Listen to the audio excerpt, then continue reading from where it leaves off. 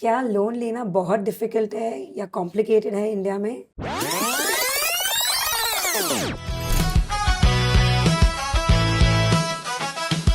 पैसा सबको चाहिए, पर जब लोन लेने की बात आती है तो सबकी हालत टाइट हो जाती है।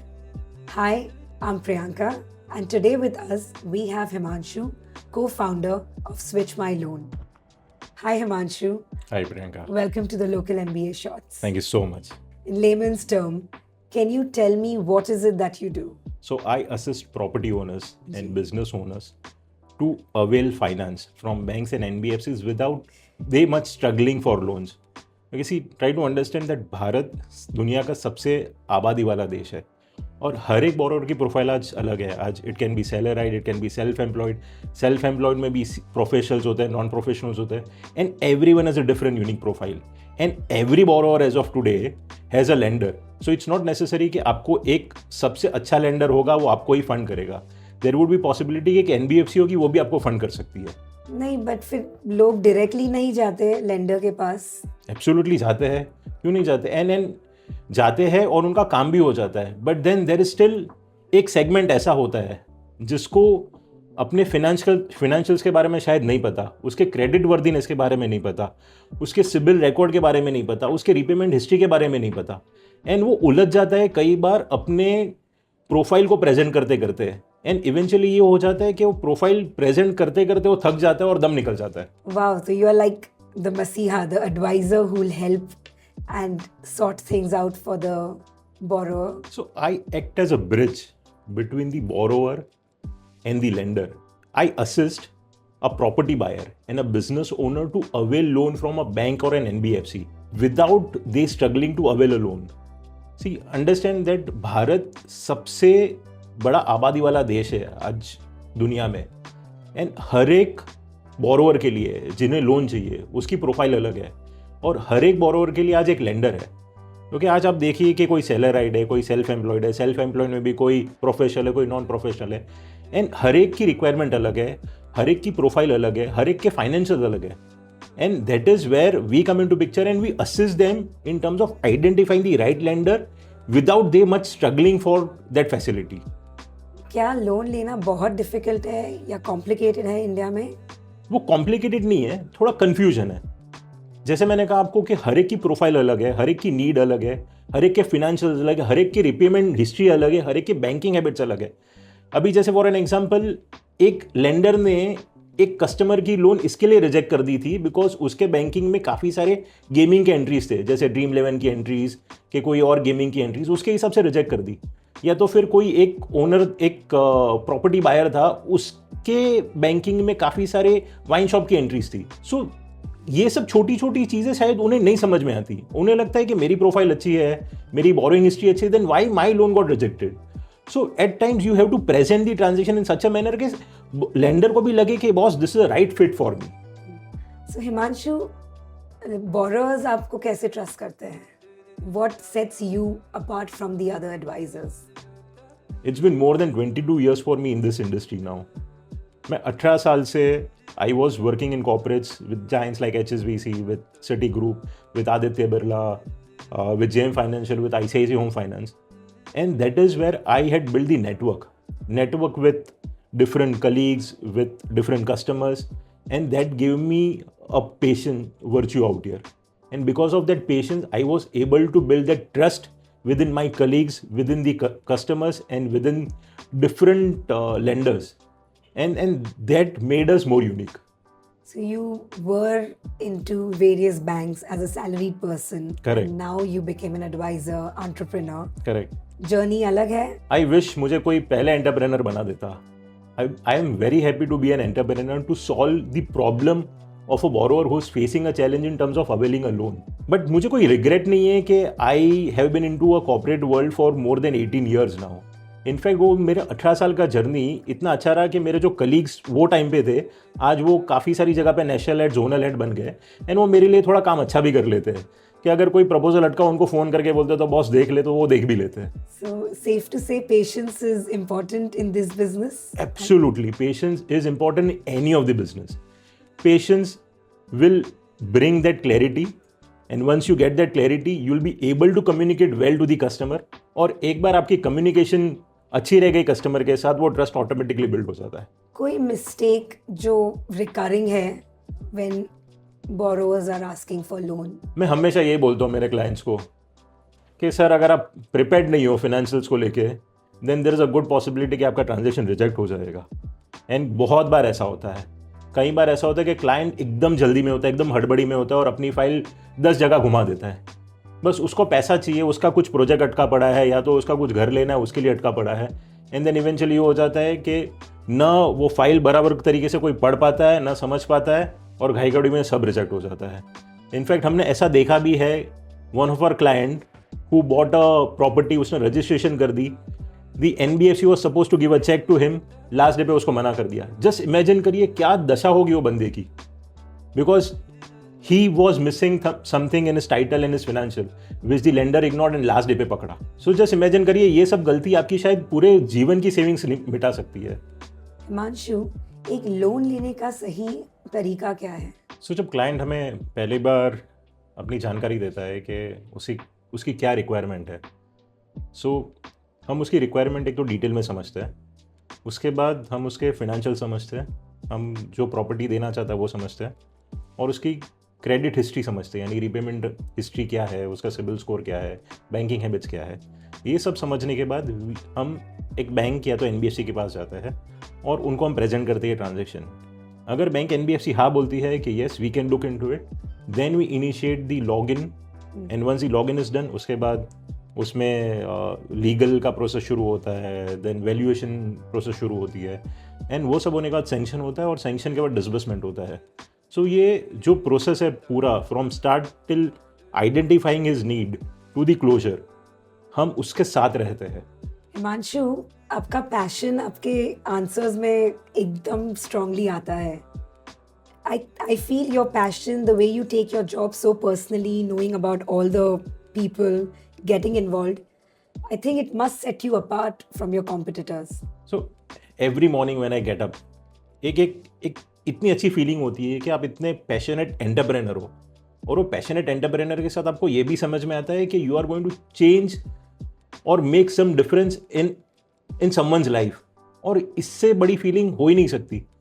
एंड वो जो फीलिंग है वो एवरी डे आपको कुछ अच्छा करने के लिए पुश करता है, कुछ डिफरेंट और कुछ ज़्यादा करने के लिए पुश करता है। And that is where I use every network, every leverage of mind to ensure that मेरा जो क्लाइंट है उसको राइट डील मिले, राइट लेंडर मिले और राइट सर्विस मिले। And then that makes me different than what other members or other colleagues of mine are there in market. I think in this industry, अभी वो taboo word नहीं रहा as such for loan. But do you think somewhere it's still there? शायद tyre 1 cities में नहीं होगा, but tyre 2 cities में आज भी दिख रहा होगा। ओके, आज भी अगर किसी को लोन लेनी हो तो शायद वो अपने घर वालों को नहीं बताएगा कि मैं लोन के लिए एप्लीकेशन डाल रहा हूँ मैं। और कई बार हमने ये भी एनकाउंटर किया है कि हमें बोला गया है कस्टमर से कि प्लीज़ आप मेरे पेरेंट्स को या मेरी वाइफ को मत बताना कि मैं लोन ले रहा हूँ। Okay, at times it becomes difficult for man to tell कि वो लोन ले रहा है। ओके, बट लोन किसके लिए ले रहा है? वो उसकी फैमिली के लिए ले रहा है, कुछ बिजनेस ग्रो करने के लिए ले रहा है, एंड वो ग्रो करके आगे ही बढ़ना चाहता है वो। सो देन वो टैबू क्यों रहना चाहिए? एंड वेयर आज के दिन में प्रोसेस इतना अच्छा हो गया है, इतना ट्रांसपेरेंट हो गया है, एंड फिर वो डर किस बात की?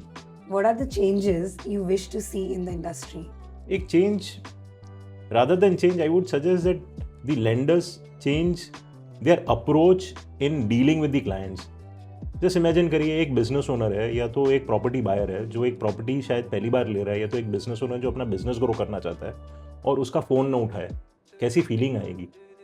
एंड वो कम्युनिकेशन गैप एक रह गया है मार्केट में आज भी। आज जब एक बोरोवर की लोन रिजेक्ट हो जाती है या तो लेंडर को लग रहा है कि ये बोरोवर लोन देने के लायक नहीं है, तो उसको कम्युनिकेट कीजिए प्लीज़ दैट आप लोन देने के लायक नहीं है, हम लोन नहीं दे पाएंगे आपको।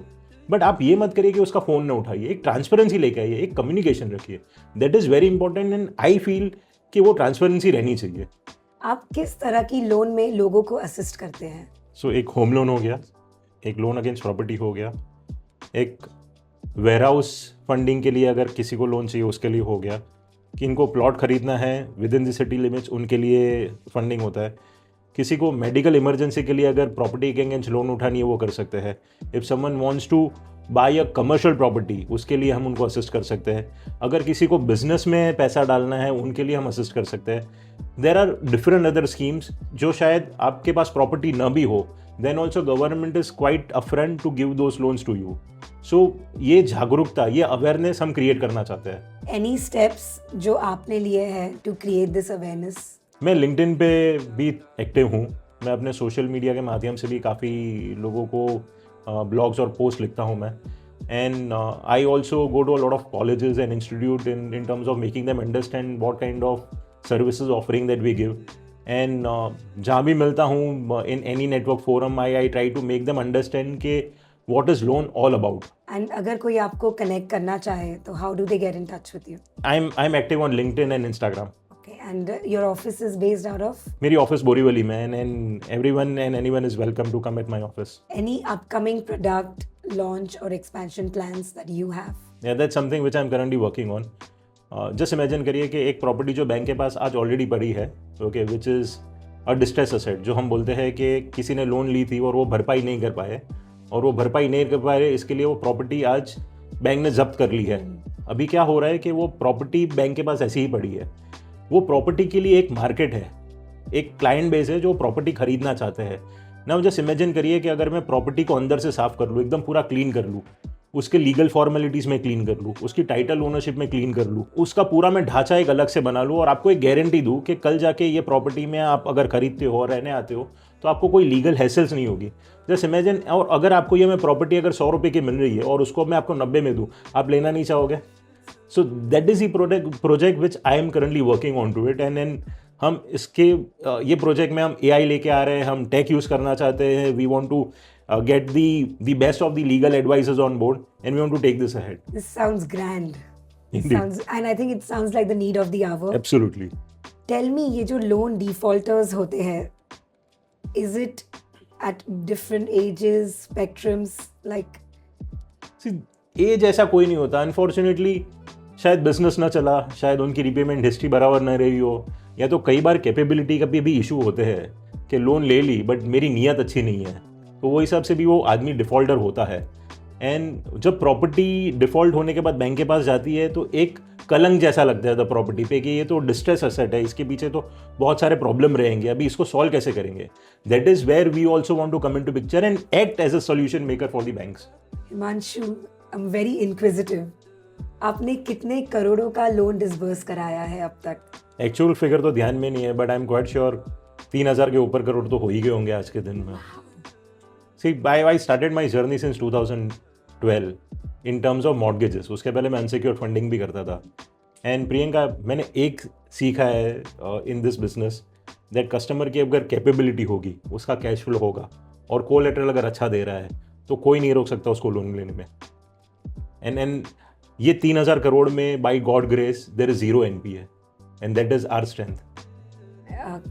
Can you explain what is zero MPA, just for my understanding?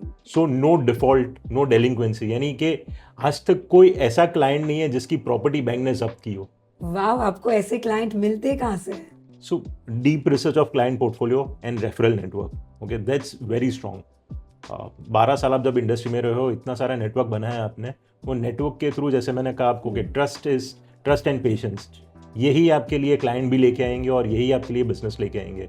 And आज क्लाइंट की अगर लिस्ट देखो तो real estate developers, contractors, salaried good employees from large MNCs, a lot of traders, a lot of service industry borrowers are there, जिनको कई products में हमें funding दिलाई है.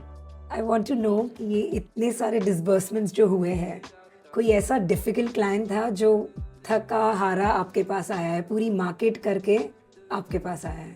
यस, चैलेंजेस तो हमने काफ़ी सारे देखे, बट लेटली हमने एक ऐसा क्लाइंट देखा था जिसके financials were not up to the mark. He had certain issues in repayment but उसमें उसका फॉल्ट नहीं था. And there were some issues in the title also. We took some time, we understood the profile, we rectified his repayment history, we rectified the title document, and then we went to the bank which in fact rejected his loan. We represented the entire transaction. And as of today, the customer is enjoying 10 crore of facility from that bank at a rate of interest of 8.5%. and that's an achievement for us because the blessings what we got from the customer is something which is very difficult to express. Himanshu, loans are so easily available, very accessible. You think there's an overspend suddenly in the market? Yes, Priyanka. I'll give you my example. I won a Nokia 1100 phone in 2004 when I was with Citibank. And for that, I had worked hard for the contest for the entire month. As of today, okay, iPhones are easily available on EMI. Okay, and the Gen Z today has the accessibility to those loans just at the swipe of the card. But kaise, like what, why the mindset shift? Is there something we can pinpoint? सीख सकता है इससे कुछ? It's just that ease of financing is so easily available today. Okay, like मुझे bullet अगर लेनी थी वो टाइम पे तो बुलेट लेने के लिए शायद मुझे 2 साल मेहनत करनी पड़ती. आज वो बुलेट तो ऐसे ही EMI बेसिस पे मिल जाती है. एंड शायद सोशल मीडिया का इम्पैक्ट भी इतना ज़्यादा हो गया है कि आज जेन ज़ी इतना फ्लैशी हो गया है कि आईफोन लेटेस्ट हाथ में होना चाहिए, फ्लाइट में बैठा हुआ होना चाहिए, कोई एक सुपर डेस्टिनेशन पे ना जाना चाहिए. And they want to live a YOLO life, okay, which was not that accessible or easily available for the millennials. But फिर पैसा घूम कैसे रहा है? Means where do they get the funding from? They are swiping a card or taking a loan, and then what? So there is a recent report which says that the amount of swipes which happen as of today, the credit limit of a card has gone beyond 75 to 80% for borrowers starting from the age of 21 to 25. And that's huge. Okay, Yes. At times I've seen a lot of youngsters today living more than their means in terms of their salary is less than what they are paying as the EMI. I have got 2 clients who have come to us saying that Himanshu, we need a loan. Why? Because we want to serve the EMI of the loans which are currently going on. आप ऐसे लोगों को क्या advice करेंगे? Before of course helping them, a certain advice that needs to be told or let them. एक तो already वो डूबे हैं, अभी उनको कहाँ डूबा है, उनको अच्छा तो एटलीस्ट उनको हेल्प कर दें यहाँ. So first is we understand their requirement and we also understand कि वो क्या पे कर रहे हैं, उनकी सैलरीज कितनी है, and we try to structure a loan. हमने एक ऐसे ही 25-year-old बोरोवर के लिए we structured a loan in such a manner कि उसकी सैलरी से सेविंग्स भी बचे और EMI भी जाए. And we ensured that he at the end of the day we asked him to cut his cards. I hope that उसने card cut कर लिए होंगे आज के दिन में. Good to know. So there is a shift between millennials and Gen Z. Absolutely. Is what we can say. We always had this mantra that savings, salary is for savings and incentive is for your income. Okay, but as of today, they don't strive for incentive. They are fine with the salary. But eventually, then अगर आपकी EMI आपकी salary से ज़्यादा हो, and that's a difficult thing to live for. Thank you, Himanshu, for your time. A lot of understanding for me and my viewers today. Thank you so much. All I've learned is कि loan से डरना नहीं है. In fact, if we have the right advisor, we can really use it well, sharply for whatever we want. This is Priyanka signing off from the local MBA Shorts. See you again on another episode of Learning. Local MBA यही हमारी पहचान है.